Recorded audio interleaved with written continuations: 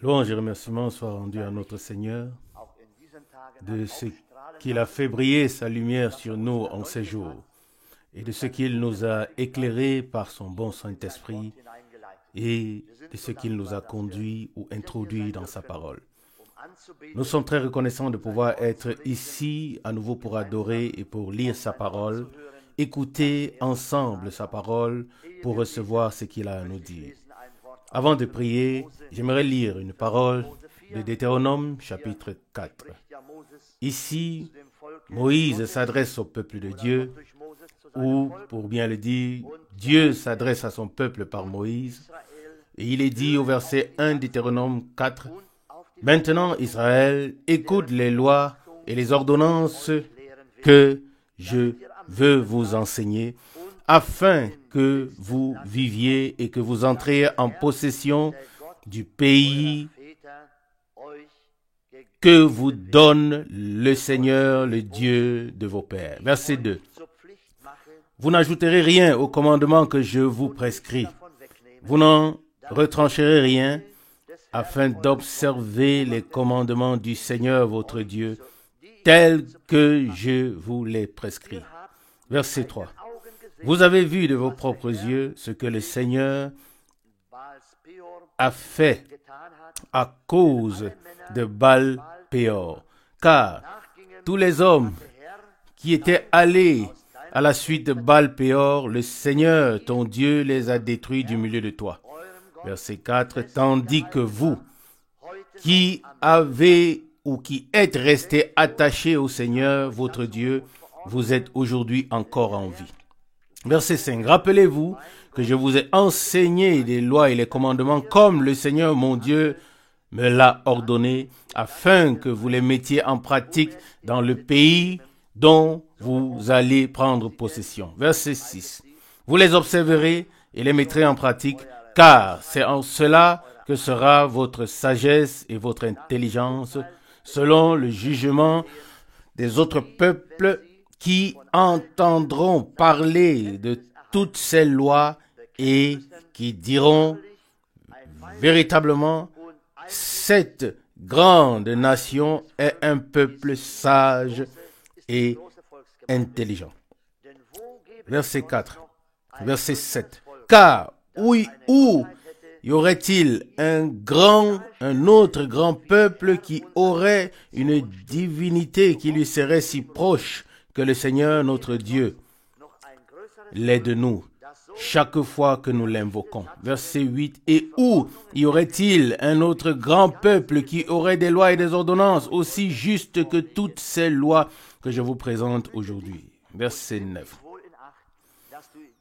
Maintenant, prends garde à toi et veille à ne pas oublier les événements que tu as vus de tes propres yeux et ne les laisse pas s'effacer de ta mémoire tout au long de ta vie.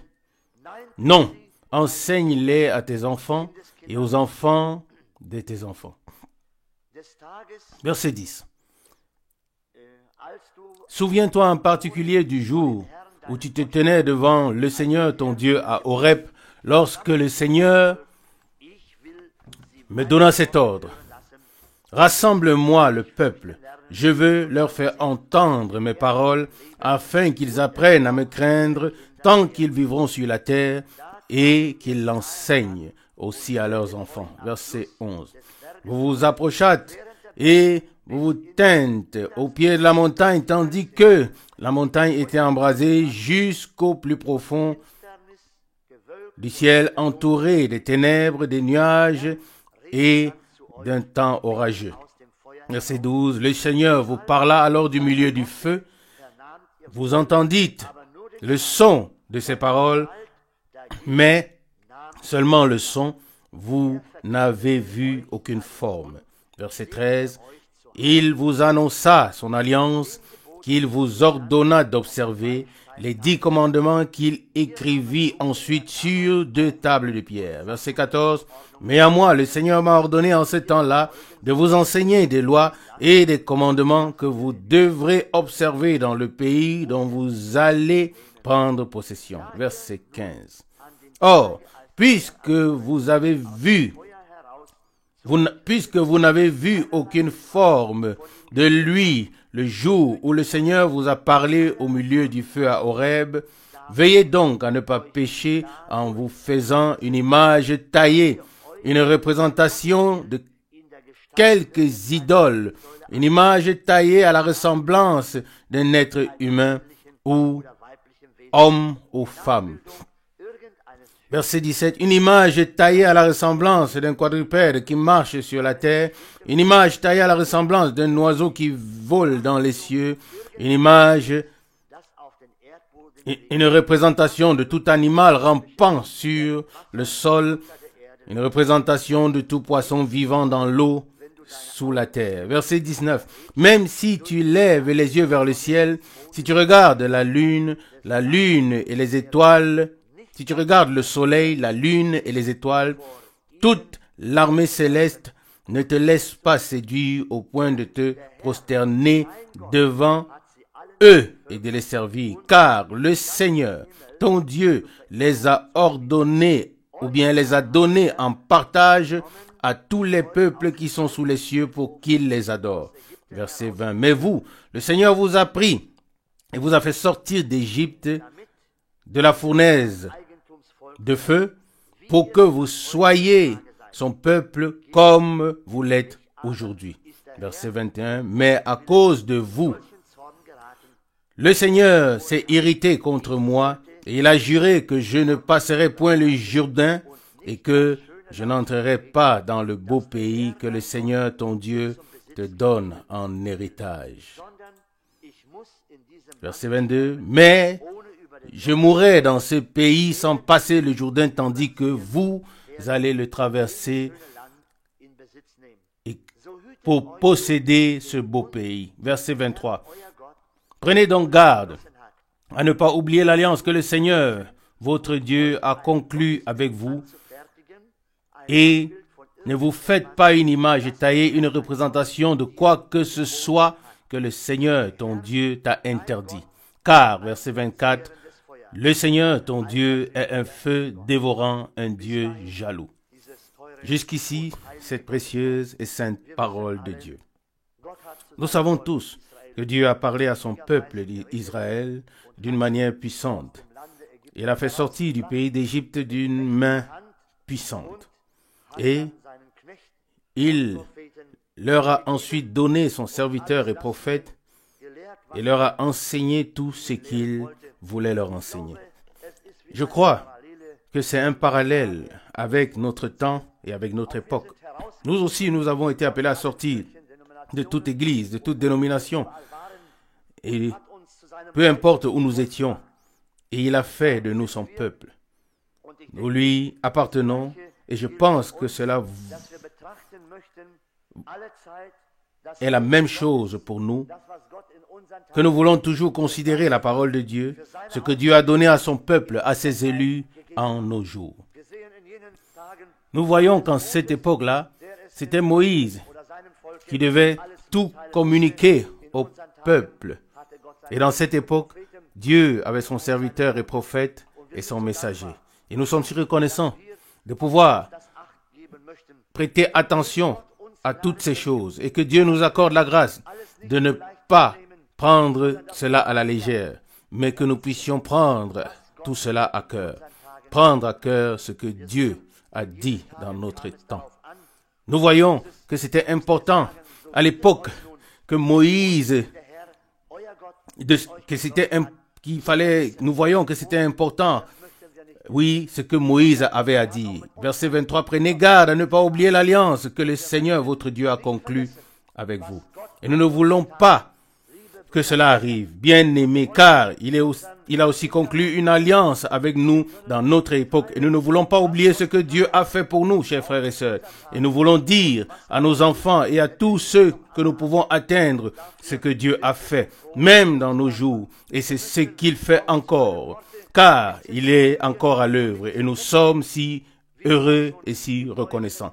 Nous ne voulons rien ajouter ni rien retrancher à sa parole, comme cela a déjà été écrit dans le Nouveau Testament, dans Apocalypse chapitre 22, au verset 18, comme l'a exprimé Jean. Verset 18, Apocalypse 22. Je le déclare à quiconque entend les paroles de la prophétie de ce livre, si quelqu'un y ajoute quelque chose, Dieu le frappera des fléaux décrits dans ce livre. Verset 19. Et si quelqu'un en retranche quelque chose, des paroles de la prophétie de ce livre ou de ce livre, Dieu retranchera sa part de l'arbre de vie et de la sainte ville qui sont décrites dans ce livre. Ça, c'est la parole de notre Seigneur et nous voulons y prêter attention. Les hommes peuvent peut-être y ajouter ou enlever quelque chose, mais que Dieu nous préserve de ne rien ajouter et de ne rien enlever. Mais ce que Dieu a dit demeure et garde sa validité. Et pour cela, nous sommes heureux et reconnaissants et nous voulons maintenant lui rendre la gloire, la louange et l'adoration.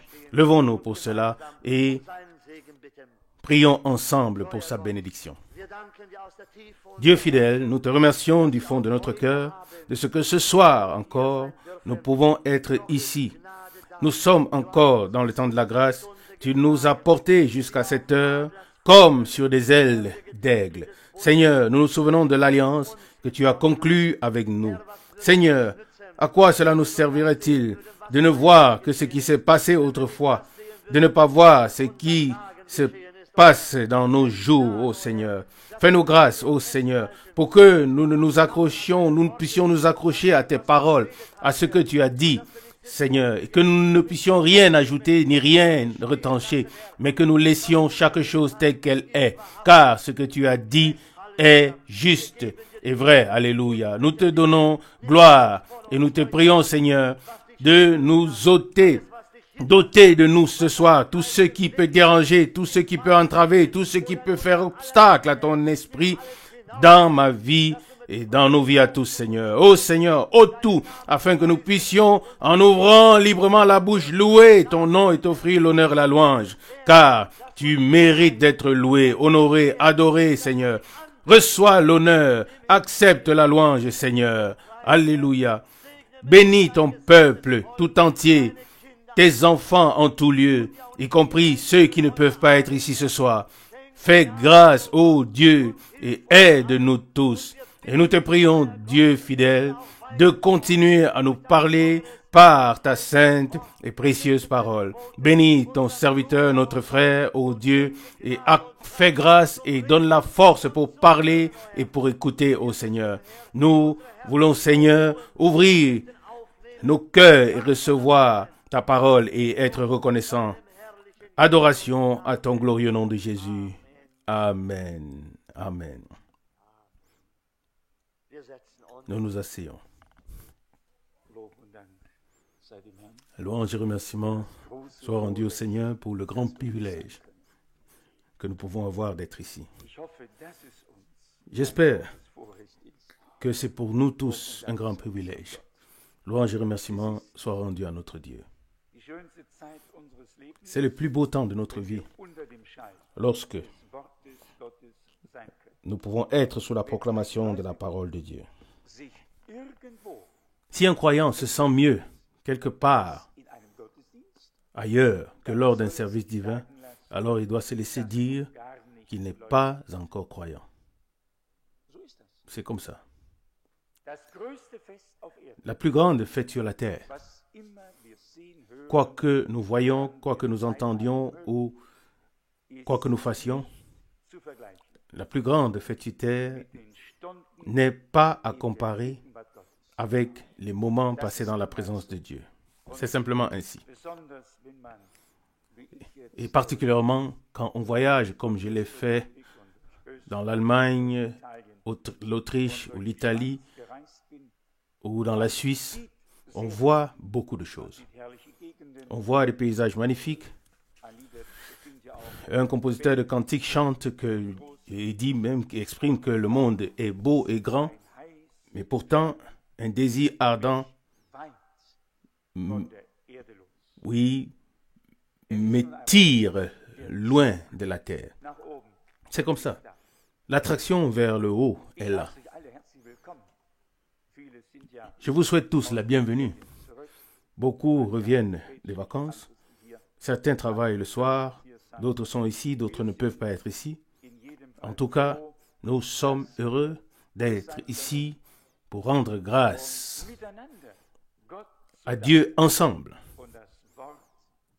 et pour écouter la parole et nous réjouir de la parole.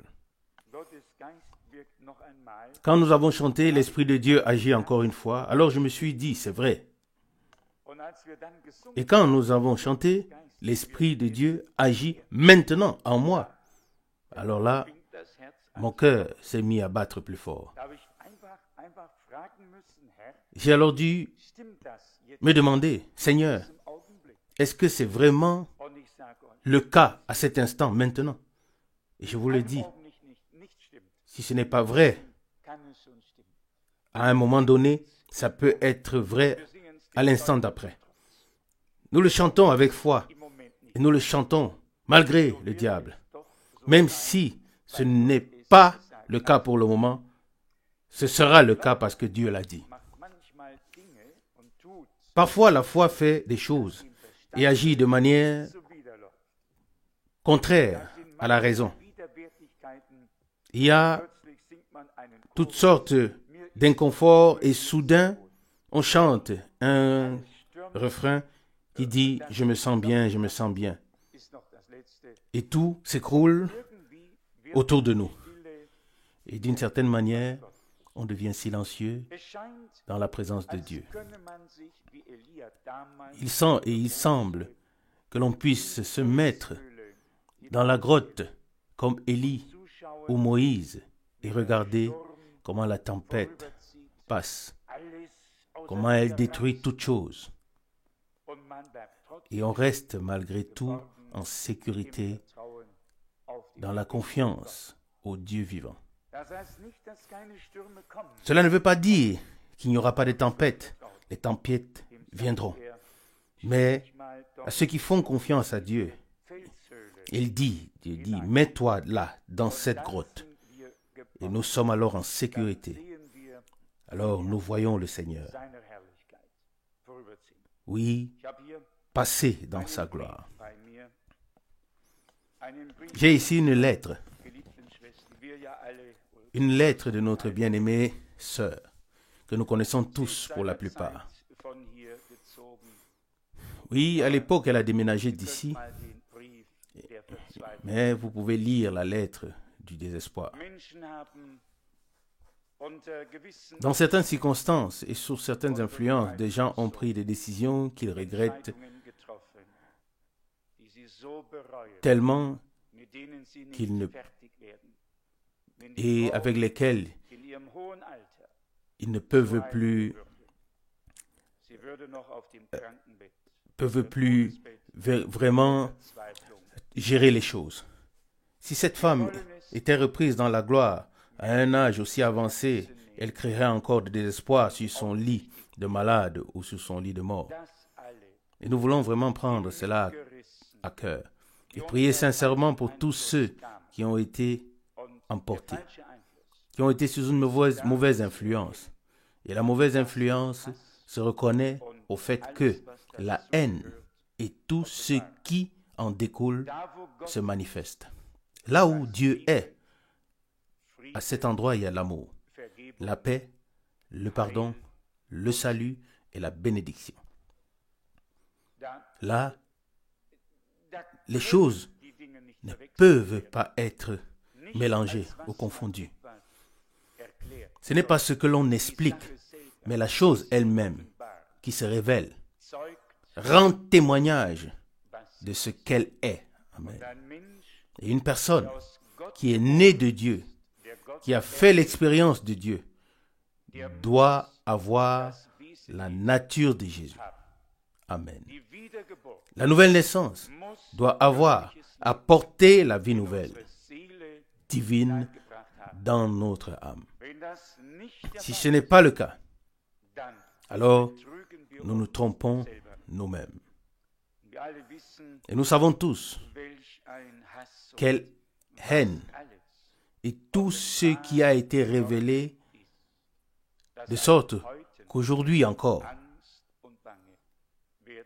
on puisse même avoir peur et trembler Et on se demande comment il est possible que l'ennemi puisse faire valoir un tel droit sur des hommes.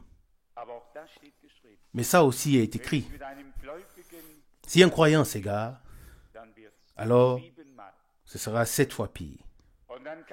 Et puis, on ferait mieux, ou bien on pourrait mieux parler avec 7 incroyants qu'avec un seul croyant.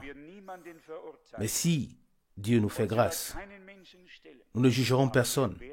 Nous ne nous placerons au-dessus d'aucun homme, mais nous nous inclinerons devant tous, et particulièrement devant la main de Dieu, et nous dirons, Seigneur, nous aussi nous avons échoué, nous aussi nous sommes coupables, mais nous nous inclinons devant toi, et nous nous mettons à la brèche. Ensuite, je donnerai la lettre aux frères pour qu'ils la lisent, et nous allons nous entretenir pour ce qui doit être fait. Mais cela nous montre seulement dans quelle détresse se trouvent des personnes dont la conscience n'est pas encore morte. Certains ont franchi la ligne rouge. L'Esprit de Dieu ne les exhorte plus. Il ne les convainc plus parce qu'ils sont allés trop loin. Mais tous ceux qui cherchent encore la connexion avec Dieu, ceux-là sont encore interpellés par l'Esprit de Dieu. Et c'est alors que vient la prise de conscience intérieure, la conviction de ce qui n'est pas ou n'a pas été juste devant Dieu. Mais il est encore temps. Nous pouvons encore tous mettre les choses en ordre. Mais quand il sera trop tard, aucune prise de conscience, aucun appel ne servira plus à rien. Et maintenant que le temps de grâce est encore là, chacun devrait essayer de mettre de l'ordre dans les choses que le Seigneur a mis en évidence et pointé du doigt, autant que cela est possible, autant que cela peut être fait. Nous avons lu la parole concernant Balaam. Il a été utilisé pour briser la force d'Israël, pour transgresser le commandement de Dieu, pour attirer la colère de Dieu sur son peuple. Ce Balaam était un très mauvais homme. Il était un faux prophète. Il a dit, « Mes yeux sont ouverts » et il a parlé de l'étoile qui s'élèverait sur Jacob. Il a dit assez pour se faire entendre. Et puis, l'autre chose est arrivée. Dieu avait dit, je crois que nous l'avons lu en partie dans Deutéronome 4. Là aussi c'est écrit que Dieu s'était choisi le peuple parmi tous les autres peuples pour en faire sa propriété. Et Dieu avait suivi un chemin particulier avec ce peuple. Il ne devait avoir aucun mélange, quelles que soient les circonstances, car tous servaient les dieux comme ils voulaient. Et Dieu avait choisi Israël pour servir le seul vrai Dieu. Et les Moabites sont issus, de l'union de Lot et sa femme. Vous connaissez tous l'histoire, sur laquelle ne reposait aucune bénédiction. Et maintenant, il y a aussi la transgression de la parole de Dieu, le fait d'introduire un mélange parmi le peuple de Dieu et d'attirer ainsi la colère de Dieu. Cet homme, j'aurais presque pu donner un mauvais nom. Balaam est encore mentionné dans le Nouveau Testament, dans l'épître de Jude, comme dans Apocalypse chapitre 2, au verset 14. Apocalypse 2, verset 14. « Mais j'ai quelque chose contre toi, c'est que tu as au milieu de toi des gens qui suivent la doctrine de Balaam. »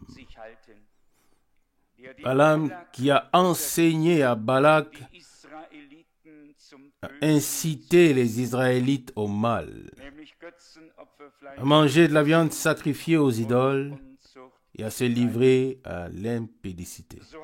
Verset 15. De même, toi aussi, tu as au milieu de toi des gens qui suivent la doctrine des Nicolaïtes de la même manière. Oui, la chose a été reprise de l'Ancien Testament. Oui, on l'a simplement retransmis dans le Nouveau Testament. La seule chose que ces gens avaient à l'esprit était de conduire le peuple à Dieu, conduire le peuple de Dieu à transgresser la parole de Dieu et ainsi à désobéir et par la désobéissance se révolter contre Dieu afin que sa colère puisse s'abattre sur eux. Mais les vrais serviteurs de Dieu ont toujours ramené le peuple de Dieu à la parole de Dieu. Et dans une prédication, Frère Branham dit, combien de Balaam y a-t-il aujourd'hui devant la chair? Le peuple est certainement incité à l'adultère spirituel et à la prostitution spirituelle. Tous suivent le chemin large et ils ne savent pas que des Balaam se tiennent devant eux, qu'ils proclament tous les paroles au conseil écuménique des églises. L'impudicité et la prostitution spirituelle. Et que restait-il? La colère de Dieu s'abattra sur tous. Et c'est pourquoi la proclamation et l'accent mis sur la parole de Dieu de manière si puissante de nos jours. Tout comme il y avait autrefois un vrai prophète qui avait apporté la vraie parole, parole par laquelle le peuple avait été appelé à sortir par des miracles et des signes. Moïse a vu la colonne de feu. Moïse a entendu la voix du Seigneur. Moïse était le prophète que Dieu avait appelé, mandaté et envoyé. Et qui était Balaam? Il n'appartenait même pas au peuple d'Israël. Et soudain, il apparut. Et qu'est-ce qui s'est passé? Dieu n'a pas pardonné ces gens, car ils avaient auparavant entendu le vrai et clair message de Dieu par le vrai prophète de Dieu. Ils savaient ce qui était bien et ce qui était mal. Et après avoir été éclairés par la parole de Dieu, ils se sont détournés d'elle et ont écouté ce fou. Et aucun d'eux n'est entré dans la terre promise. C'est quelque chose de merveilleux de savoir que nous avons entendu un message prophétique. C'est quelque chose de tout à fait merveilleux. Et pour cela, nous sommes reconnaissants à Dieu. Mais nous ne voudrons pas être à la place de ceux qui écoutaient ceci et cela, ou qui écoutaient tous ceux qui viennent sur le chemin et qui ont quelque chose de beau à dire, mais qui ne correspond pas au message originel de Dieu. Nous ne voulons pas être à leur place. La responsabilité d'avoir écouté la parole est très grande. Et puis, après avoir écouté et cru, après avoir été appelé à sortir et avoir tout compris, ce que Dieu fait maintenant, quelqu'un vient ensuite, comme Paul écrit aux Corinthiens, si quelqu'un vient vous annoncer un autre Christ que ce que nous vous avons prêché, ou si vous recevez un autre esprit que celui que vous avez reçu, ou un autre évangile que celui que vous avez embrassé, vous le supportez fort bien. Vous pouvez le lire dans 2 Corinthiens chapitre 11 au verset 4. Et qu'en est-il de ces hommes? Ils ont été éclairés une fois, puis quelqu'un vient, les influence, les détourne de la parole de Dieu. Et voilà que commence la transgression. l'incrédulité, la rébellion contre Dieu et la colère de Dieu s'abat alors sur tout. Dieu veut que nous devenions obéissants, que nous suivions ses voies telles qu'il nous les a révélées, dans une obéissance totale à sa parole, et que nous ne penchions plus nos oreilles à gauche et à droite pour voir ou bien pour vouloir entendre quelque chose. Quiconque souhaite encore entendre un nouveau message de nos jours, celui-là n'a pas encore compris l'ancien message de Dieu. Est-ce vrai ou non? Celui-là n'a pas encore compris l'ancien message de Dieu. Celui qui a vraiment compris le message de Dieu pour notre temps, à travers sa parole et son esprit, celui-là a trouvé le repos en Dieu. Amen. Il n'a plus besoin. Il n'a plus besoin de courir après quoi que ce soit. Il n'a plus que besoin d'attendre jusqu'à ce que Dieu fasse ce qu'il a promis. J'ai dû y penser quand on l'a lu. Les temps ne changent vraiment pas. Mais Dieu aussi ne change pas.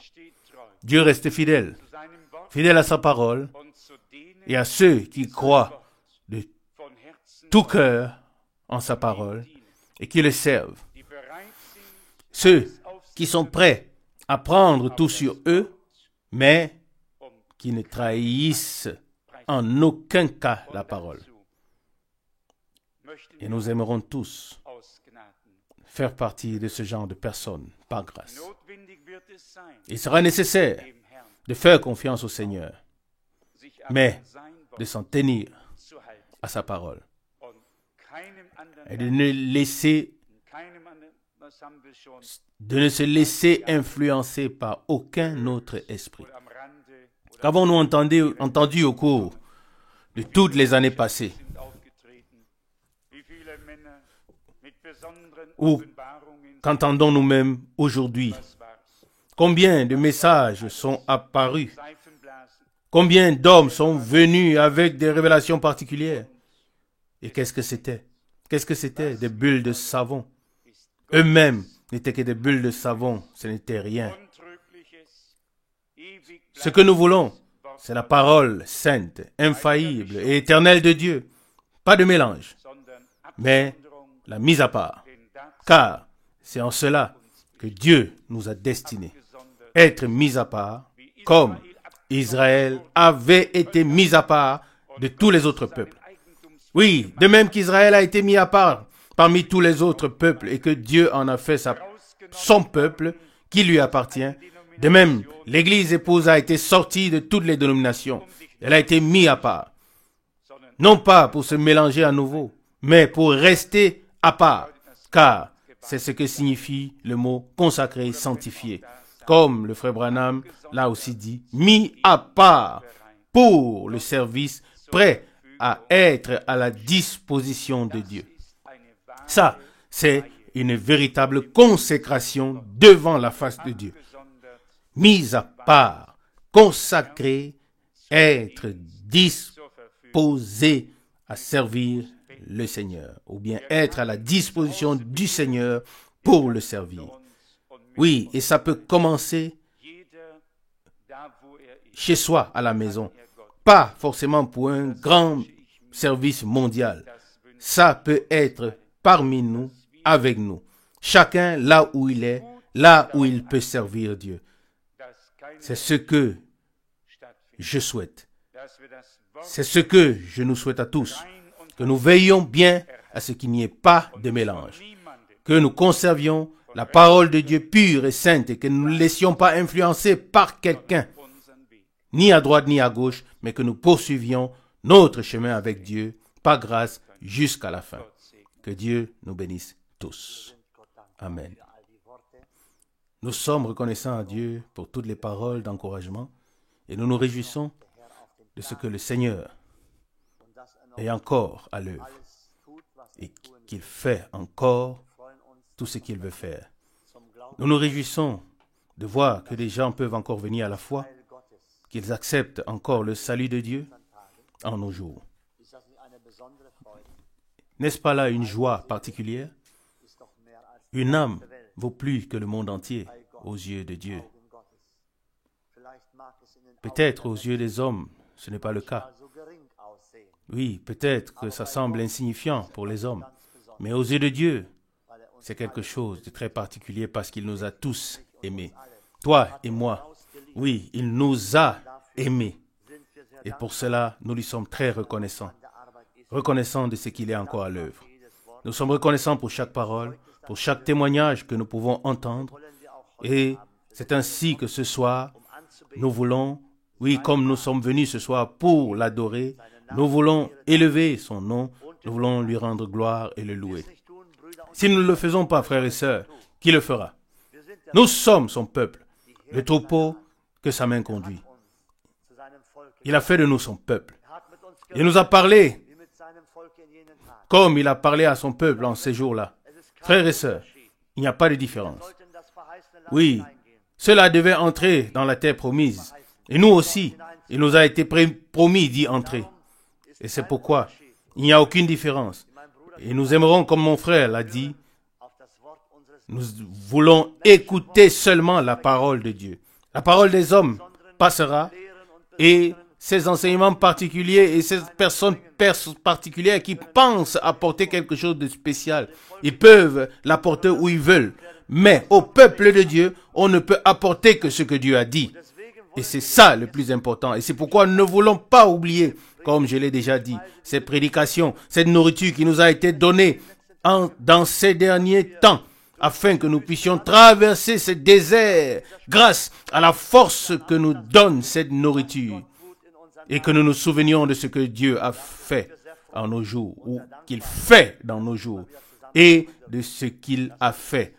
Et pour cela, nous sommes très reconnaissants, très heureux de pouvoir nous réunir encore et encore. Cela m'a fait très plaisir. Oui, c'est vraiment la plus belle chose quand les enfants de Dieu peuvent se réunir pour rendre gloire et louange à Dieu. Le monde ne le comprend pas. Les gens ne peuvent pas le comprendre. Et ils pensent que nous sommes fous.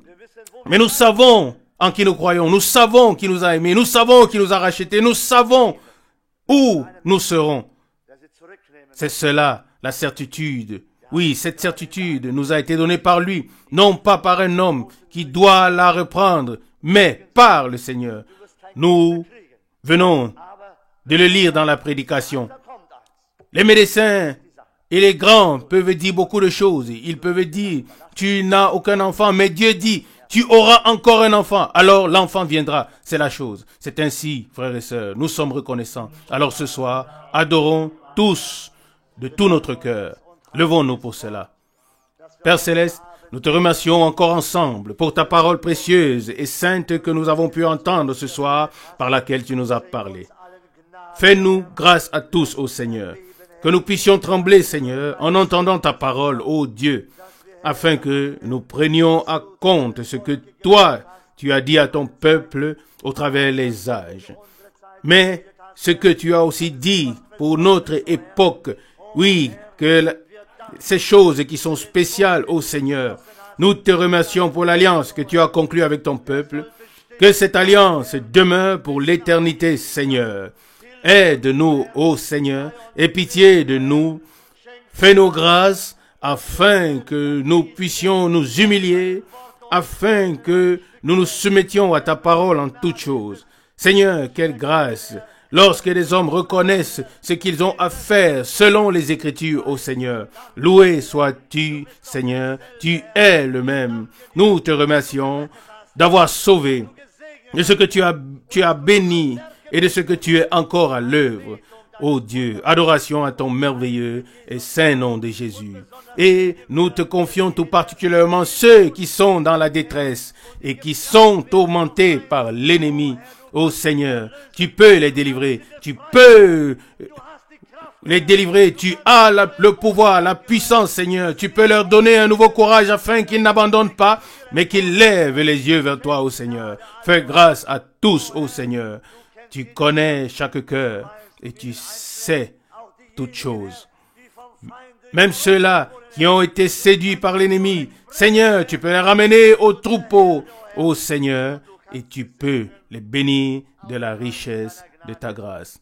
Nous t'adorons, Seigneur.